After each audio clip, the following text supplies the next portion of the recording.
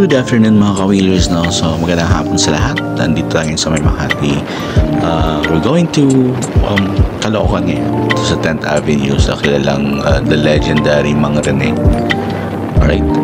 So gagawin natin ngayon doon is papaayos natin yung bags natin since nabeng ko ngayon ito guys, no? Papunta tayo ng Quezon Province, pumunta tayo ng Quezon Province last week. So hindi ko napansin na mayroon parang riles along Chaong. So ang bilis takbo ko since medyo madilim at may kasalubong ako, hindi ko napansin mayroon palang nakausling riles. So yun, bengkong talaga. Right, so yun nga, based sa mga recommendation, mas mabilis daw gumawa dun si Mang Rene. Although ang alam ko ang mga gumagawa dun yung mga anak na lang niya. So pupuntahan natin ngayon guys, papaayos natin kasi naman bumili tayo ng bagong mugs. So yun ang the best na solution para dito ngayon. Then pag hindi talaga kaya, since hindi naman talaga kalala yung tama. So kung hindi kaya talaga, last option natin is bumili ng bago. So since kung kaya pa namang ayusin, hindi papaayos natin, right? So samahan nyo ako guys, medyo malayo pa itong biyahin natin since nandito pa ako ngayon sa may bandang Rockwell sa Makati. So ganda na panahon, alright? Walang ulan, nakikisabay yung panahon guys. Alright, so sa mga gustong magpagawa ng mugs nila, no, kung mayroong mga nabengkong dyan, check itong video ko para magkaroon kayo ng idea kung paano ginagawa itong pag-aayos ng mugs. Okay? So yun, samahan nyo ako guys, biyahe tayo. It's Sunday, so walang ganong sasakyan, napakaluwag na kalsada, and medyo chill lang tayo.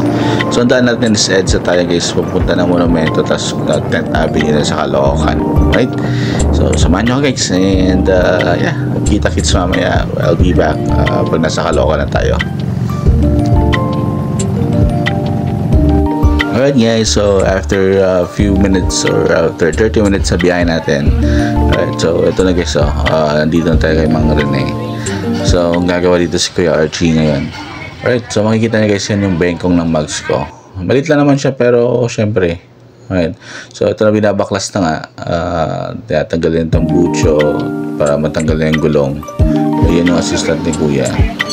Alright, so ginagawa na siya guys. So tinatanggal na yung gulong para maiayos na. Ayan.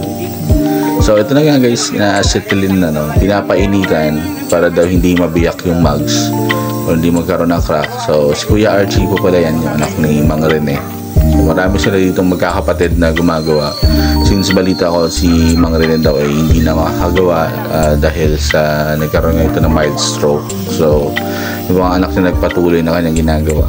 So yan na guys, konting yan, so sinisipat-sipat na lang ng konti, mga konting correction. So sinisipat ni Kuya Archie, meron pa atang konti-konti na lang, no, na itutuwid.